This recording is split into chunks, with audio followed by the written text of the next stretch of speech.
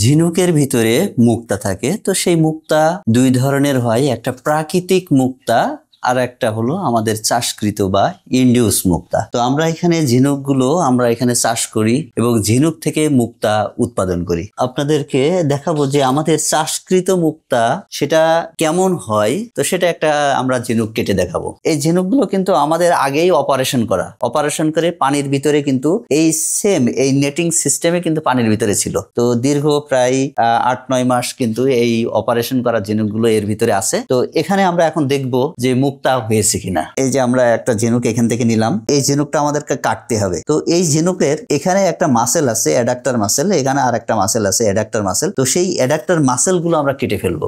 মাসেলটা কাটলে ঝিনুকটা মারা যাবে, তখন আমরা এখান থেকে মুক্তাটা আমরা দেখবো। এই যে দেখেন, এখানে একটা মাসেল, আমি এই পাশের মাসেল কেটে ফেললাম। তো এখন এর ভিতরে আমরা পেয়ে যাব আমাদের সেই কাঙ্ক্ষিত মুক্তা। এই পর্দাটা সরালেই এই যে এর ভিতরে আমাদের মুক্তা রয়েছে।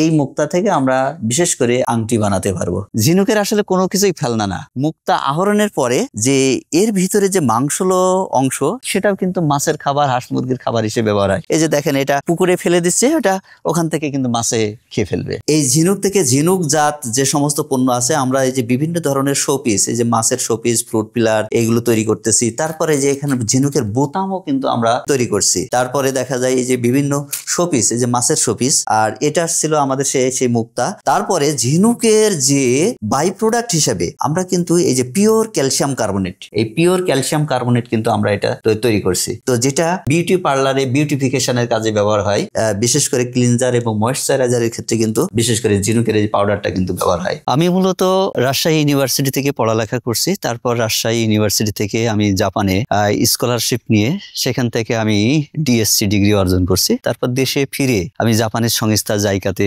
জব করি। তারপর মূলত এই করোনাকালীন সময়ে তখন আমার প্রজেক্টটা বন্ধ হয়ে যায়, তখন এলাকাতে ফিরে আমি এই কৃষি কাজে চলে আসি। তো আমার মূল থিমটা ছিল যে কৃষিকে কিভাবে মডার্নাইজ করা যায়। আমাদের দেখা যায় জনসংখ্যা বৃদ্ধির পাশাপাশি আবাদি জমির পরিমাণ কিন্তু যেটা ছিল সেটাই কিন্তু ফিক্সড আছে, জনসংখ্যা বাড়ছে। তো এই জমিকে কিভাবে সর্বোচ্চ ব্যবহার করা যায়, তো সেই লক্ষ্যেই আমার এই কৃষি প্রজেক্টটা সাজানো। এবং আমি এখানে মাছ চাষ করি, মাছের সাথে মুক্তা চাষ করি, এবং ওই পানিতে আমি দেশীয় প্রজাতির আরেকটা মাছ চাষ করতেছি এবং কালার ফিশ করতেছি। এইভাবেই আমার এই প্রজেক্টটাকে সাজানো, যেন এখান থেকে আমি সর্বোচ্চ উৎপাদন অর্থাৎ সর্বোচ্চ ফলন আমি পাই, অর্থাৎ জমির সর্বোচ্চ ব্যবহার, এটাই ছিল আমার মূল লক্ষ্য। আমি মূলত এসেছিলাম যে কৃষি কাজ করতে। তো কৃষি কাজ যখন আমার এই জমিকে আমি সর্বোচ্চ ব্যবহার করব, তখন আমার মাথায় আইডিয়া আসলো যে আমি পুকুরে আমার মাছ চাষ করতেছি, তাহলে এই পানিকে কিভাবে আর কোন খাতে ব্যবহার করা যায়। তখন আমার মাথায় আসলো পানির যে আরেকটা যে প্রাণী, যে অপ্রচলিত যে মৎস্য সম্পদ ঝিনুক, সেই ঝিনুকটা কিন্তু আমরা ব্যবহার করতে পারি। তাহলে আমরা এখানে ঝিনুকের চাষ করতে পারি, শামুকের চাষ করতে পারি, আবার দেখা যায় ঝিনুক থেকে আমরা বাই প্রোডাক্ট হিসেবে আমরা কিন্তু মুক্তা চাষ করতে পারি। না, মানুষের ধারণা তো আসলে এক একজন নানা মনির নানা মত। হ্যাঁ, অনেকেই মনে করে যে এটা আমি কি করতেছি, হয়তো পাগলামি করতেছি। তো বিশেষ করে যারা জানেন, এই বিষয়ে জানেন, তো না, যারা এটা বৈজ্ঞানিক পদ্ধতি বা এটা যারা সচেতন মহল, তারা এটাকে বাহবা দেয়।